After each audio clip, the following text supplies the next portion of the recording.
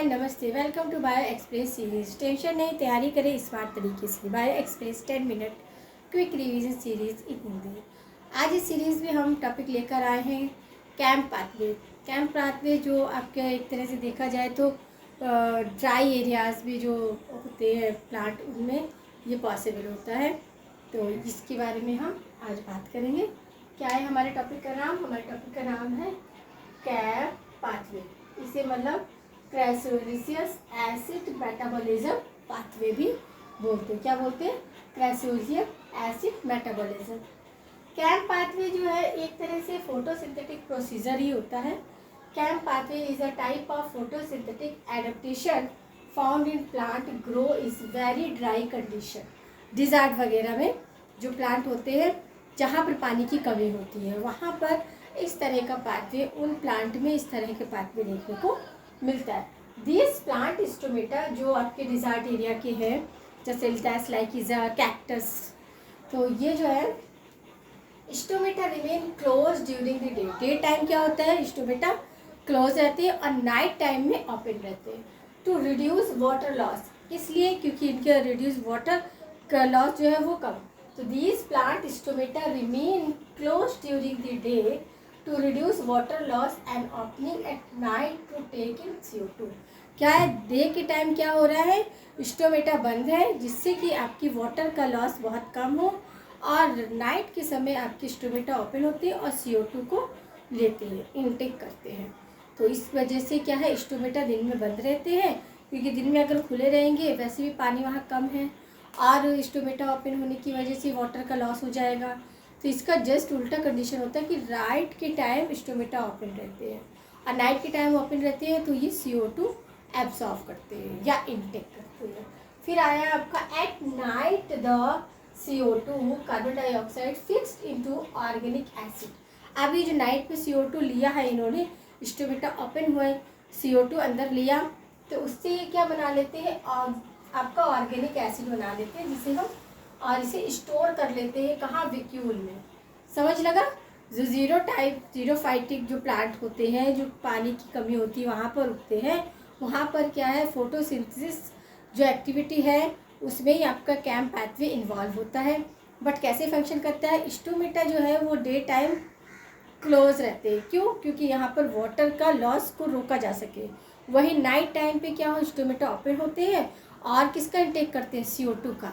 उसका यूज़ करके ये ऑर्गेनिक मटेरियल बनाते हैं, और जो भी आपको ऑर्गेनिक मटेरियल बनाया है उसको क्या वैक्यूल में, प्लांट वैक्यूल में क्या करते हैं? स्टोर कर लेते हैं। During the day when light is available the organic acid release CO2 inside the leaf. अब क्या हुआ कि डे टाइम में जब सनलाइट पड़ती है तो क्या है, जो ये CO2 स्टोर किया था इन्होंने, ये फूड को क्या करते हैं? रिलीज कर देते हैं। और कहाँ पर? आपके लीफ के inside. CO2 when used for the Calvin cycle to synthesise sugar. और ये क्या हो जाती है कि सिंथेसाइज शुगर में कन्वर्ट हो जाती है। समझ लगा क्या प्रोसीजर है? अब ये फिगर से भी देखेंगे।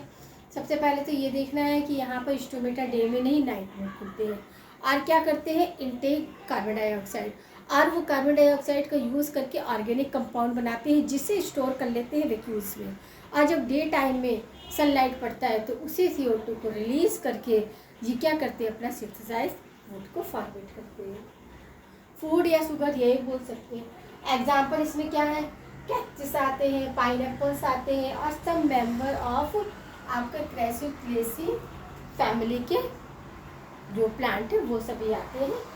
अब ये क्या है? एक टेम्पोरल सेपरेशन है। क्या है? टेम्पोरल सेपरेशन है। क्यों है temporal?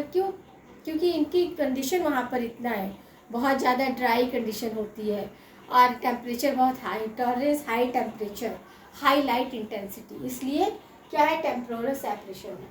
Carbon dioxide Uptake and fixation occur at night. Night के टाइम पर क्या करते हैं? अपटेक करती है, और carbon dioxide release and sugar formation occur during the day.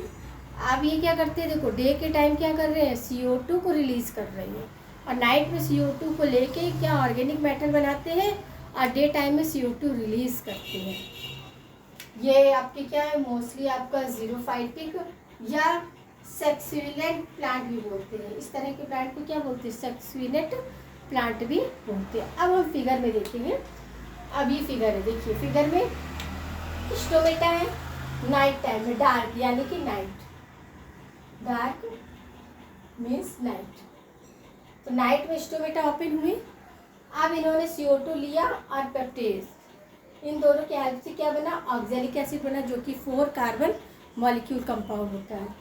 ये जो ऑक्जेलिक एसिड है मैलिक एसिड में कन्वर्ट होगा, किसकी हेल्प से, मैलिक डिहाइड्रोजनेट एंजाइम की हेल्प से हुआ। और ये मैलिक एसिड कहाँ स्टोर हो गया, वैक्यूल्स में स्टोर हो गया। अब जो ये नाइट के टाइम में स्टोमेटा खोल रहे हैं, CO2 को इनटेक कर रहे हैं, ऑर्गेनिक कंपाउंड बना रहे हैं, इस एक्टिविटी को बोलते हैं एसिडिफिकेशन। क्या बोलते हैं, एसिडिफिकेशन।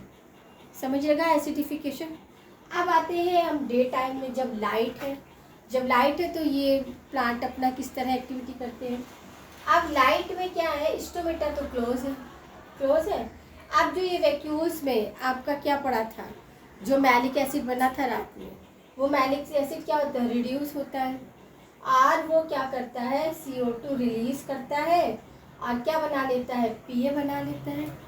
और ये PA जो होता है C3 प्लांट क्या करता है, फूड का फॉर्मेशन करता है, किसकी हेल्प से, CO2 की।